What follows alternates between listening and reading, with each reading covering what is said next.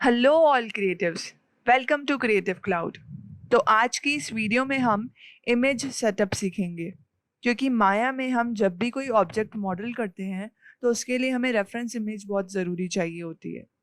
तो reference image setup करने के लिए सबसे पहले हम ब्लैंक फाइल ले लेंगे। उसके बाद हम व्यूपोर्ट पे ऊपर यहाँ पे देखेंगे बहुत सारे बटन्स हैं। तो इसमें अगर हम इस छोटे बटन पे क्लिक करेंगे तो यहाँ से हम हमारी फाइल को लोकेट कर सकते हैं। तो अब जैसे मैं अगर अपनी फाइल लोकेट करूं तो मेरे पास यहाँ पे काफ़ी सारी इमेजेस हैं। मैं साइड वाली को एक बार इंपोर्ट कर लेती हूँ, ओपन कर लेती हूँ। तो यहाँ पे मेरे पास साइड इमेज आ गई, लेकिन ये सही नहीं है। डायरेक्ट पर्सपेक्टिव व्यू से इमेज को इंपोर्ट करना सही नहीं है, क्योंकि जब ये मॉडलिंग के लिए सही नहीं है एक्चुअली, क्योंकि जब मैं अब मेरे व्यूपोर्ट को रोटेट करूँगी या कुछ भी करूँगी तो ये इमेज ऐसे ही पड़ी रहेगी, ये रोटेट नहीं होगी। देखो मैं आपको करके दिखाती हूँ।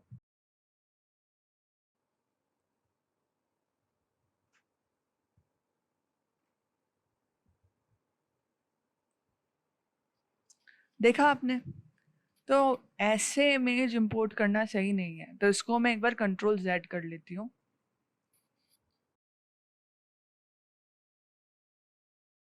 तो इमेज इंपोर्ट करने के लिए पहले मुझे व्यू पोर्ट स्विच करना पड़ेगा। तो स्पेस बार बटन को मैं क्लिक करूंगी तो यहाँ पे चारों व्यू पोर्ट्स खुल जाएंगे। और इन चारों व्यू पोर्ट में देखो, मॉडल करते हैं तो बेसिकली दो व्यूज हमको ज़रूरी चाहिए होते हैं, एक तो फ्रंट व्यू और एक साइड व्यू। तो मैं एक बार फ्रंट इमेज को इंपोर्ट कर लेती हूँ। तो मैं एक बार फ्रंट व्यू पोर्ट को ओपन करूँगी। और अच्छा, एक चीज़ और, मैं व्यू में जाके यहाँ पे इमेज प्लेन और इंपोर्ट इमेज यहाँ से भी इंपोर्ट कर सकती हूँ, बट ये थोड़ा लॉन्ग प्रोसेस हो जाता है। हम डायरेक्ट इस शॉर्टकट से भी ओपन कर सकते हैं हमारे इमेज को।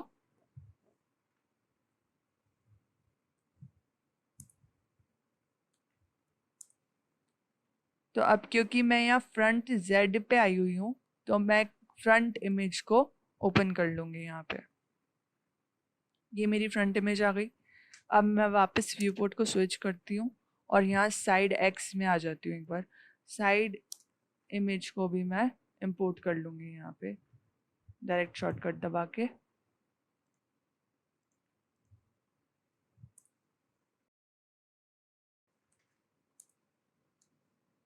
साइड इमेज को मैंने ओपन कर लिया। अच्छा, एक चीज़ और, जब भी आप एज अ बिगिनर लेवल पे मॉडलिंग कर रहे हैं तो आपको बहुत सारे रेफरेंस इमेजेस की ज़रूरत पड़ती ही पड़ती है। फ्रंट की भी पड़ती है, साइड की भी पड़ती है, टॉप की भी पड़ती है, बॉटम की भी पड़ती है। जैसे जैसे मैंने यहाँ पे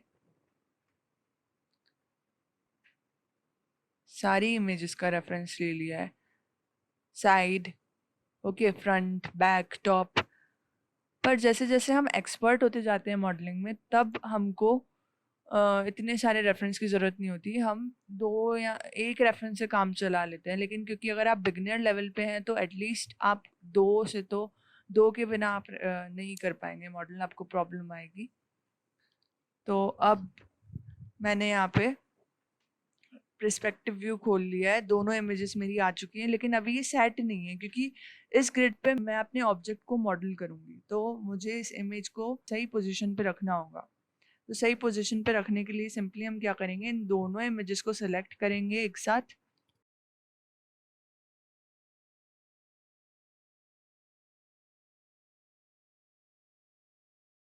दोनों इमेजेस को एक साथ सेलेक्ट करना ज़रूरी है, क्योंकि इससे क्या होगा कि हमारा टाइम भी बचेगा, पहली चीज़। और दूसरा, एक ये ऐसा नहीं होगा कि एक इमेज ऊपर हो रही है एक इमेज नीचे हो रही है, दोनों एक साथ ऊपर जाएंगी। ये देखो, यहाँ पे मैंने इसे रख दिया।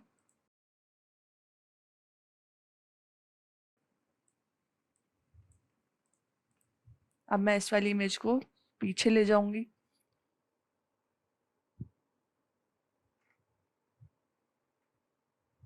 अब इस वाली इमेज को भी मैं थोड़ा पीछे ले जाऊंगी। क्यों? क्योंकि ग्रिड पूरी खाली हो जाएगी और ग्रिड पे हम हमारे ऑब्जेक्ट को मॉडल करेंगे।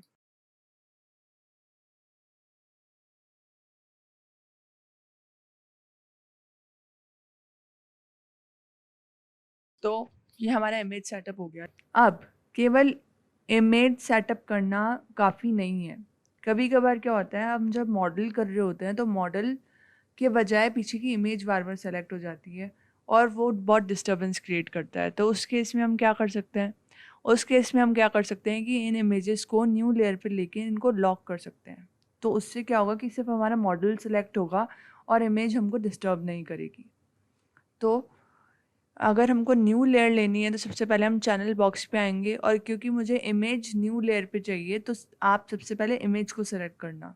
इमेज को सेलेक्ट नहीं करोगे और फिर न्यू लेयर लोगे तो ये इमेज उस लेयर पे नहीं आएगी। तो सबसे पहले आप इमेज सेलेक्ट करें, फिर यहाँ से इस बटन पे क्लिक करें तो ये न्यू लेयर आ जाएगी।